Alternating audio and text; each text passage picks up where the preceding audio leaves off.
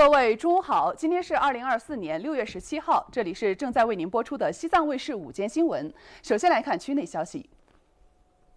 位于阿里地区的普兰口岸是国际性陆路口岸，也是我区重要的对外贸易通道。近年来，我区不断加强口岸边贸市场基础设施建设，简化通关手续，强化商贸流通体系，不断扩大对外开放水平，有力促进边境贸易往来。走进普兰口岸唐嘎边贸市场，一条条宽阔的市场道路，干净整洁的商铺映入眼帘。来自尼泊尔的商人拉巴次人正忙碌地将热销的木碗、藏式卡垫等摆放到货架上。谈及市场设施条件及营商环境的改善，拉巴次人感受着满满的幸福感。我做当啊，尼泊尔给米行了，中国这个搭档我了呀，我做从来尼泊尔呢，3万了8万了，你看了头了百米子，也不多7路的，现在我做了百看了9多了，当不的，你我的呀，我做你那打老的秋的，你长大的头了，看起头呢百米子也不多，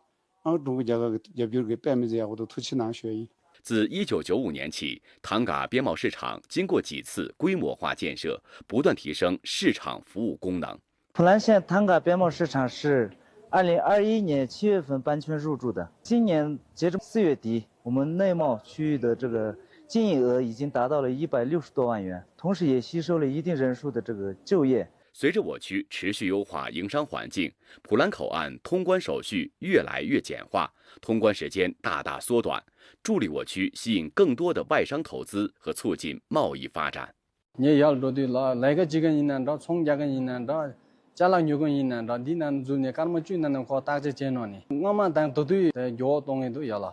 目前为止呢，通过基础的建设，已经完完全全的不是再像原先的呢手工检测了，基本上都是机器检测，提高效率，10分钟之内基本上能保证人员通关。下一步对这边的设施进行升级改造，还有扩大规模，基础建设越来越好，促进2个国家的之间的这个贸易往来。国之交在于民相亲，民相亲在于心相近。尼泊尔商人噶玛旦加在唐嘎边贸市场经商近30年，如今他说着一口流利的藏语，并与当地群众结下了深厚的友谊。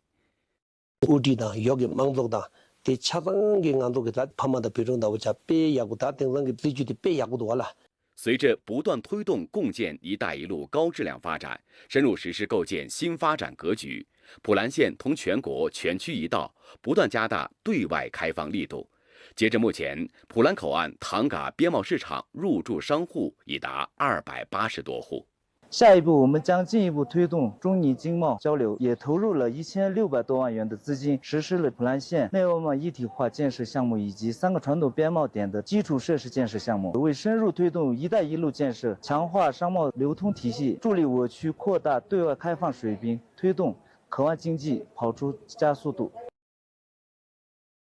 今年6月是第23个全国安全生产月。昨天上午，自治区安委会在拉萨开展了主题为“人人讲安全，个个会应急，畅通生命通道”的安全宣传咨询日活动，60多家成员单位和企业及社会救援力量参加。在安全宣传咨询服务区，各单位通过图文并茂的形式宣传法规制度、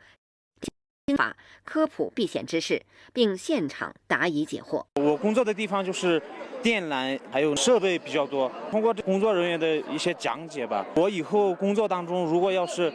发生设备着火呀、电缆着火呀，我到时候应该会从容的应对。在消防装备展示区和救援应急体验区，除了展示一些专业设备和高科技产品外，工作人员还现场演示了应急抢救、心肺复苏等自救互救技能。活动很丰富，很贴近群众，像平时一些燃气用气的安全呀，还有一些应急急救的知识啊，平时我们都没掌握到。通过这次宣传，让我更加了解到这些生活常识。紧紧围绕活动主题，通过多元化科普形式，警示大家注意消防安全，防范安全风险，不断增强全民消防安全意识和避险逃生技能，及时消除各类消防安全隐患。新修订的西藏自治区安全生产条例于今年6月1号起正式实施。在活动中，自治区安委会成员单位向市民群众进行了条例的普及宣传，增强社会公众安全意识，营造良好安全氛围。向群众普及安全知识，手把手传授安全设施设备使用方法。我们将通过安全生产宣传8禁等宣传活动，大力宣传西藏自治区安全生产条例，确保全区生产安全，助力自治区经济和社会高质量发展。在阿里等地，各地应急管理部门也以群众喜闻乐见的方式开展安全生产月相关活动。来看时政消息。日前，自治区副主席郎福宽来到自治区教育考试院，巡视我区2024年高考评卷工作，听取我区高考评卷进度、质量监督、保密要求、应急保障和后勤服务等情况汇报，强调要切实提高政治站位，增强评卷工作的责任感和使命感，确保评卷工作安全有序、高效完成。要加强服务保障，为评卷老师营造安心舒适的评卷环境。日前，自治区政协党组2024年第7次会议召开，自治区政协党组副书记、副主席孟小林主持，白马望堆于允贵出席，朱康土登克珠列席。会议要求要深入贯彻落实习近平总书记近期发表的一系列重要讲话，按照自治区党委部署要求，坚持围绕中心服务大局，把政协工作放在推进全区工作大局中思考谋划，为助推西藏长治久安和高质量发展贡献政协力量。下面来看一组区内简讯。近日，自治区社科联举办第9期喜马拉雅社科大讲堂，邀请老西藏精神研究会会长、西藏职业技术学院副教授张爱萍做了题为《老西藏精神的时代价值和实践之路》的专题讲座。讲座采取线上线下结合方式，来自区社科院联、区党委党校、自治区各高校等地的249人参加讲座。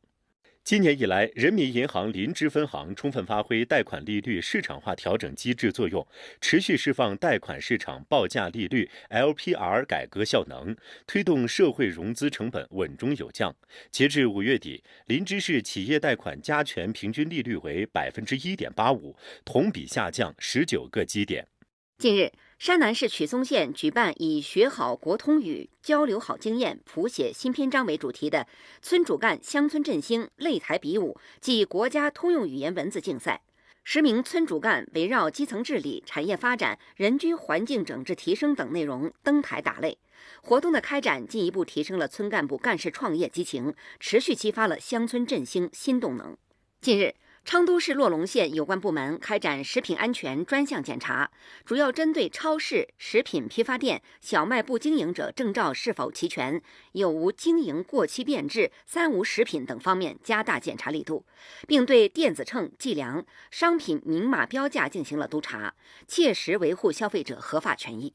近日，拉萨贡嘎国际机场境外来宾支付服务中心正式启用，标志着我区在提升支付服务便利性、优化境外来宾支付体验方面迈出新步伐。据了解，该中心配置有外籍来藏人员支付服务指南等宣传服务手册，将为境外来宾提供更为全面的金融服务。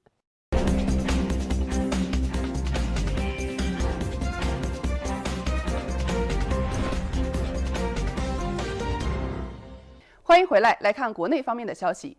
发源于四川的蜀锦，距今有几千年的历史。因为锦，成都还有一个美丽的名字叫锦城，连同这个城市的江河、街道和建筑，也都被打上了锦的烙印。2006年，蜀锦织造技艺被列入中国首批国家级非物质文化遗产名录。2009年，联合国教科文组织将包括蜀锦织造技艺在内的中国传统桑蚕丝织技艺列入人类非物质文化遗产代表作名录。今天我们一起走进成都，去看看蜀锦精湛的工艺和独特的艺术风格。在成都金沙遗址博物馆，锦绣西域、万里同风新疆丝路文化特展正在这里举行。展览中也创造性地展示了以蜀锦为媒介的丝路文化交流。羚羊公样是蜀锦中典型的一种纹样，由唐代丝织工艺家窦诗伦在传统蜀锦织造艺术基础上，吸收波斯、粟特等纹饰特点创作而来。羚羊公样是一种以花卉作为团科环、内含动物主题的图案，十分繁复，是中国古代丝织品中的珍品。蜀锦是中国4大名锦之一，起源于春秋战国时期，兴于汉唐。因其厚重的文化艺术内涵和独特的工艺技术，历经数千载而不衰。蜀锦传统织造技艺制作工序繁杂，从程序上说，需经历图样设计、点意匠、挑花结本、装机、织造等重要环节，每一道程序都涉及到独特的技艺。在蜀锦织绣博物馆1楼，一台清代道光年间的小花楼木织机正在工作。与巨大的机器形成鲜明对比的是，机器上细过发丝的丝线。2位配合默契、操作熟练的大师，一天工作8小时，每天也只能织出7到8厘米正常维度的锦缎。今年57岁的曹代武出生在成都蜀锦厂，自小跟着父亲曹福生学习，8、9岁就拜师学艺，跟着师傅学习蜀锦的传统技艺。蜀锦传承千年而不绝，它是一代又一代的手工艺匠人的精神传承。从事蜀锦事业40余年的曹代武，陆陆续续带了10多个徒弟。在恪守传统的基础上，蜀锦传承人们也在对蜀锦织造的工艺设计、经纬配色等进行创新。时至今日，这门技艺仍然焕发着生命力。去年在成都举行的第31届世界大学生夏季运动会上，奖牌绶带就运用了蜀锦工艺，向世界展示了蜀锦这一中国非物质文化遗产的独特魅力。来看一组国内简讯。记者从广东交通集团获悉，历经7年建设的深中通道、高质量建成深中大桥、东西人工岛等重点工程圆满完成各项建设任务，工程质量合格。昨天全线通过交工验收，将于本月底正式开通运营。国家西电东送骨干工程，位于云南迪庆的华能托巴水电站首台1号机组正式投入运行，电站总装机容量140万千瓦。今年底全部投运后，每年可提供清洁电量超62.3亿千瓦时，相当于节约标准煤191.3万吨，减少二氧化碳排放522.3万吨。昨天，绥芬河至莫斯科 TI2 跨境公路货运线路正式开通。TI2 运输是根据联合国国际公路运输公约规定，基于国际跨境货物运输领域的全球性海关便利通关系统。目前全球已有80多个国家加入。TI2 运输全程不换车、不倒桩，具有通关便捷、运输灵活、装卸方便等优势，可以有效提升口岸通关效率，降低跨境运输时间成本。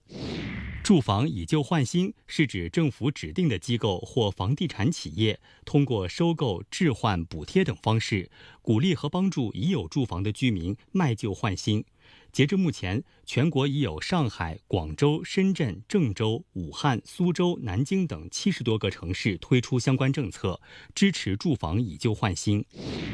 教育部消息，国家开放大学终身教育平台自2022年5月上线以来，共服务来自200余个国家和地区的近6000万人次，注册用户680万人，以数字化服务学习型社会建设取得显著成绩。目前，终身教育平台汇集资源103万余个，用户累计学习时长110万小时。